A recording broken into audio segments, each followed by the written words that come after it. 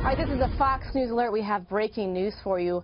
The trial against Bill Cosby has been declared a mistrial. We learned just moments ago. I want to bring in Mercedes Colwin. Mercedes, what can you tell us about this decision that we're just hearing, which was a deadlocked jury, now declared a mistrial? What can you tell us about this? What's your reaction? Well, good morning. It's not a surprise simply because it's taken the jury so long. It's now the sixth day of deliberation.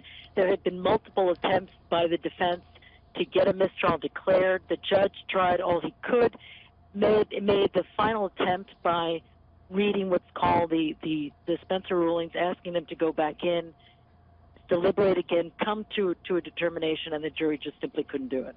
So at that point, it's not a surprise. I mean, frankly, it's such a dichotomy between what we know Bill Cosby as a public persona versus the predatory person that's being portrayed by the right. And I think what we heard initially was that the jury had spent, and this was as of yesterday, more than 50 hours in deliberations. They had gone back to the judge. They had asked him, if I'm not mistaken, about a dozen questions.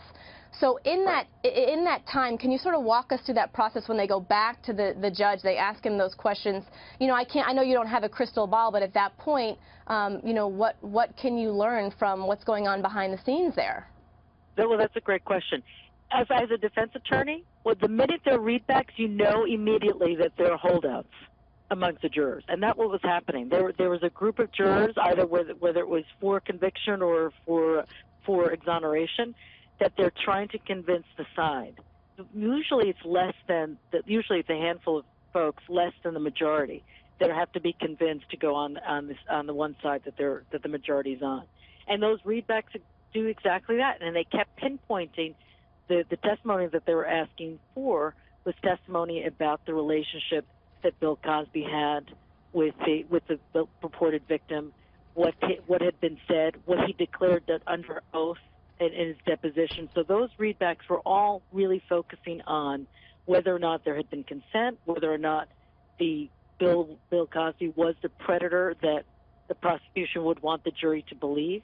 Those were real key readbacks for the defense. Okay, when we hear that there's been a mistrial declared, can you explain to us what went on to make that occur? And the reason I'm asking you that is because there was a couple questions that came into my mind. When I hear the word fatigued, when I hear possible coercion, is this what happens behind the scenes for it to be declared a mistrial?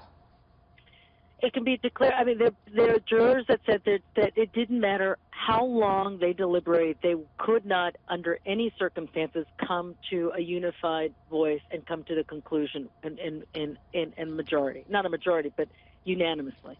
Right. So that's what basically happens. You have a jury that continues to say that there's no conceivable way that we can come to a unified conclusion, and therefore we can't. We're now in 6 days. Now, there was one juror at least was saying that she had sleepless nights, she was crying all the time. There have been circumstances on appeal where there had been a conviction and it was overturned because of what occurred during the deliberations, when a juror or jurors come forward and say that they were coerced into finding against the defendant. So those are all things. Those are real clues for the judge that if there's any sort of coercion happening, so it's such extreme fatigue that the juror's not even thinking clearly. Those are all telltale signs that this if it was a conviction, that was what was going to ultimately happen. It could be overturned on appeal, and the judge doesn't want that.